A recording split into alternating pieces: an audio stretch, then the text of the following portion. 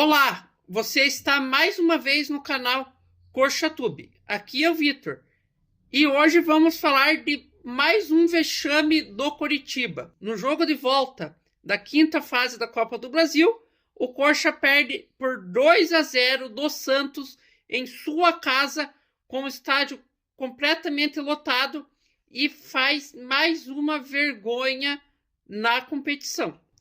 Para esse jogo, o técnico tinha a força máxima do Coritiba, só não tinha o zagueiro Maicon. Então, o Corcha ali no início do primeiro tempo tentava pressionar o Santos até os 15 minutos. Aquela pressão inicial, e o Coritiba chegou algumas vezes com o Lucas Ronier, e o goleiro do Santos defendeu o chute do Lucas Ronier. E ali até os 15 minutos, 20 minutos, o Coritiba estava jogando bem. Até que em um ataque do Santos, numa troca de passes onde o Corcha não conseguiu desarmar, o atacante do Santos estava na entrada da área e ninguém chegou perto, pressionou para marcar ele, e ele acertou um ótimo chute e abriu o placar para o Santos na partida. E depois desse gol, o Corcha acabou. O time do Coritiba sentiu muito gol, e depois desse gol do Santos não fez mais nada na partida. E aos 27 minutos, numa desatenção da zaga, numa bola alçada na área, o Santos marcou o segundo gol na partida. E então, no primeiro tempo, o Corcha tentava ligar alguns contra-ataques, mas não conseguia. Só no final do primeiro tempo que fez alguma pressão mais uma vez, mas não adiantava nada, não conseguiu fazer nada, e o Santos estava jogando muito melhor, pois depois do gol, o Corcha não era mais o mesmo time. O Corcha ficou totalmente desestabilizado e passou a não jogar mais nada na partida. No segundo tempo, já sentindo a vantagem do Santos no primeiro tempo, o Corcha passou a não jogar mais nada. O Santos dava a bola para o Corcha jogar, e o Corcha não conseguia criar e não conseguia chegar no ataque. Ele ficava rodando a bola para um lado, para o outro, e não conseguia fazer nada na partida. Era um time apático, acomodado e acovardado.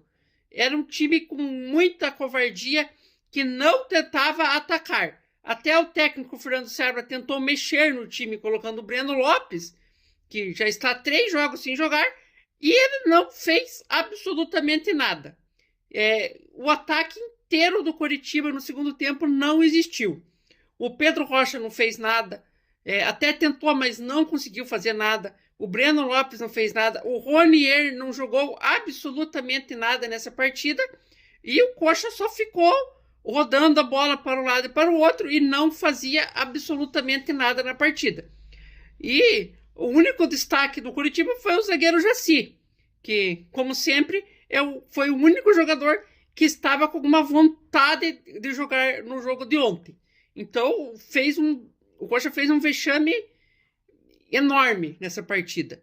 Foi pior do que o jogo contra o Atlético no Atletiba, que o Corcha não fez nada.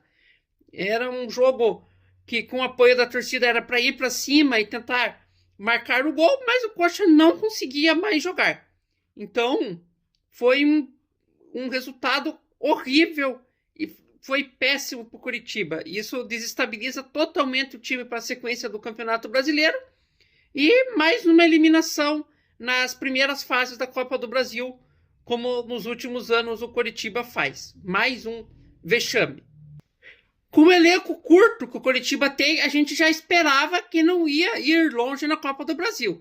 Mas jogar desse jeito em casa, com o apoio da torcida, é inadmissível. É uma covardia que não pode existir em nenhum time. Pois, um jogo de mata-mata, você tem que jogar com muita vontade e com muita atenção. Coisa que o Coritiba não fez na partida de ontem.